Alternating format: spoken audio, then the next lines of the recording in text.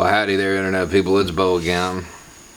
Somebody asked a question today and sent me down a rabbit hole. My first response was just to dismiss the question, but after thinking about it, it's a fair question and it deserves an answer, even though I'm fairly certain it was a rhetorical question. And the question was, what kind of person would put their kids in that kind of danger to immigrate? It is a fair question.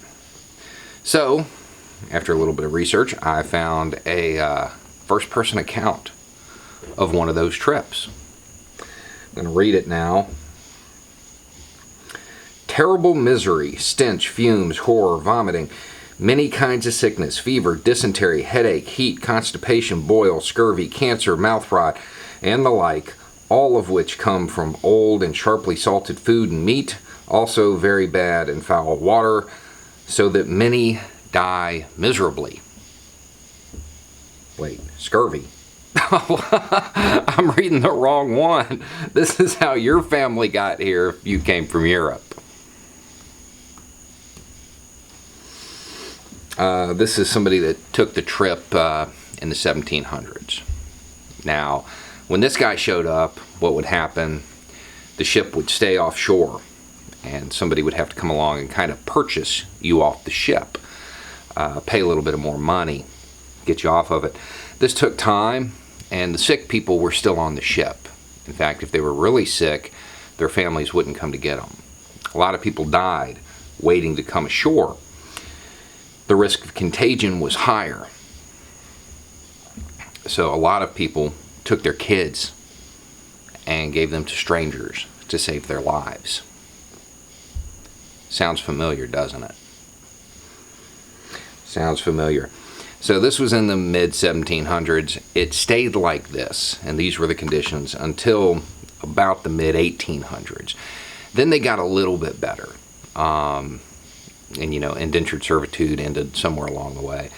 But they got a little bit better in the 1840s, but not too much.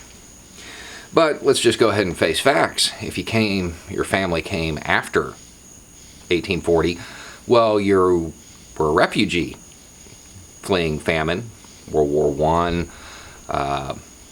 You were an economic refugee dealing with the hard times caused by the Depression, fleeing World War II, the Soviet Union trying to get out from behind the Iron Curtain, or worried about the coming conflict. And this is, that's pretty much all of history.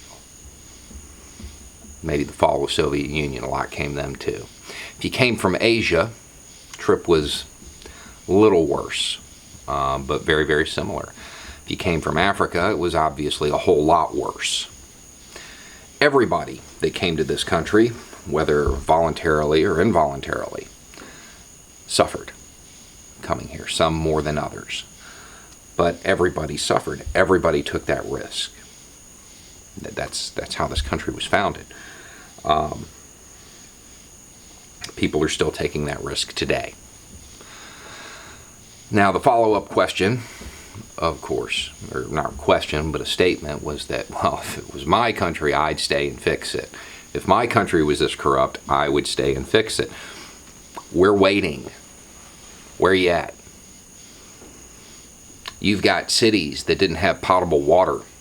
You've got studies showing that the democracy, the republic, is dead and that we live in an oligarchy.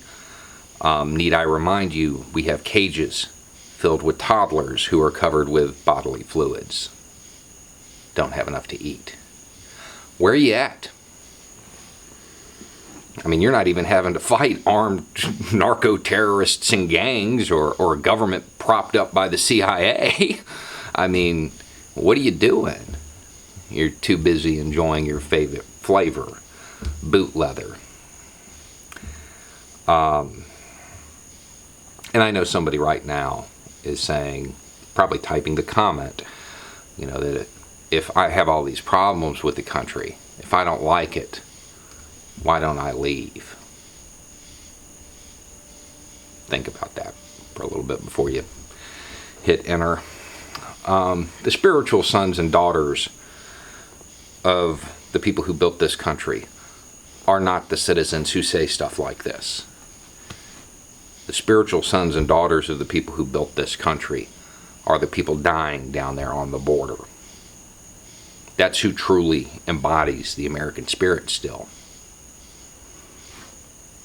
Not the people who say stuff like this. You know, no self-evaluation will ever be as valuable or as accurate as an enemy's evaluation of you. Their appraisal is going to be more truthful.